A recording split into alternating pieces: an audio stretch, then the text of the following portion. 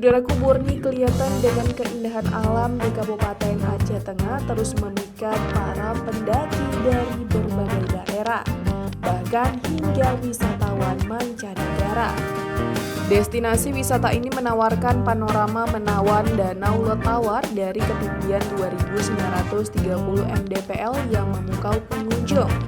Wisatawan asal Lhokseumawe Fahrul mengaku terpukau dengan keindahan Bur Ni Kelieten. Pria ini bahkan sudah 3 kali melakukan pendakian ke lokasi tersebut. Afghan Nosarios, pemuda sekitar Gunung Bur Ni Kelieten menyampaikan kunjungan wisatawan terus mengalami peningkatan setiap tahunnya. Bahkan banyak sekali pengunjung yang sudah berkali-kali datang karena terpesona dengan keindahan alamnya. Pada libur Idul